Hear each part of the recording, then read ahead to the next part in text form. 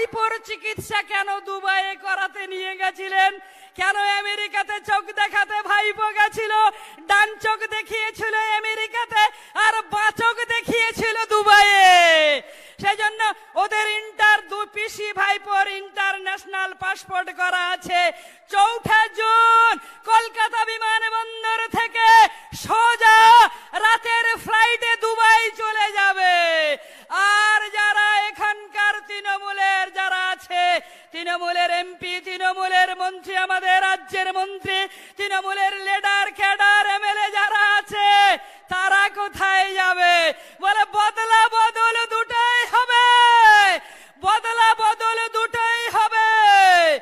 কারণ যে মানুষগুলো খুন হয়ে গেল, যে মায়েদের স্মৃতির সিঁদুর মুছে গেল, সন্দেশখালীর মায়েদের ইজ্জত নিয়ে ছিনিমিনি খেললো, ইজ্জত ভুলণ্ঠিত হলো, শেখ শাহজাহান জেলখানায় আর উন্নয়ন দাঁড়িয়ে আছে বলেছিল, সে এখন তিহার জেলে শুয়ে আছে। সরকারটা থাকবে না, ভেঙে পড়বে। মুখ্যমন্ত্রী যেভাবে এখন উনি চাপ নিতে পারছেন না, কাউকে বিশ্বাস করতে পারছেন না। এতদিন তো তৃণমূল বিরোধীদের হুমকি দিয়েছিল।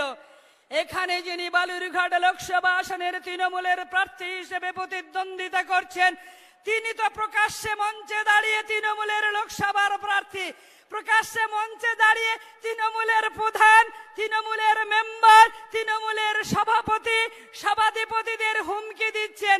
বলে তোমার অঞ্চল থেকে, তোমাদের বুথ থেকে যদি লিড না হয়, তোমাদের প্রধানমন্ত্রী, তোমাদেরকে প্রধান রাখবো না, মেম্বার রাখবো না, ছাঁটাই করে দেবো তৃণমূল। তৃণমূলকে হুমকি দেওয়া শুরু করেছে। ডক্টর সুকান্ত মজুমদারকে 3 নম্বর পদ্ম ফুলের বোতাম টিপে দিল্লিতে পাঠাতে হবে,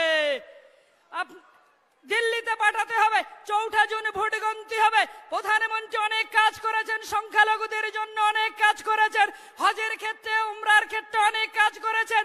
এক প্রধানমন্ত্রীর বক্তব্য আছে, এক হাতে কম্পিউটার আর এক হাতে কোরআন। দেশকে এগিয়ে নিয়ে যেতে হবে।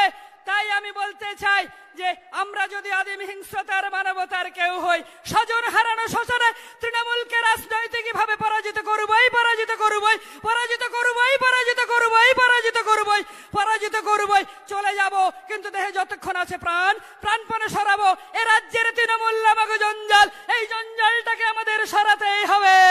4 জুন আপনাদের সবার সঙ্গে বিজয় মিছিলে দেখা হবে। বালুরঘাটের আকাশে, রাজ্যের আকাশে, গোটা ভারতবর্ষের আকাশে গেরুয়া আবির উড়বে। আপনাদের সবার সঙ্গে বিজয় মিছিলে দেখা হবে।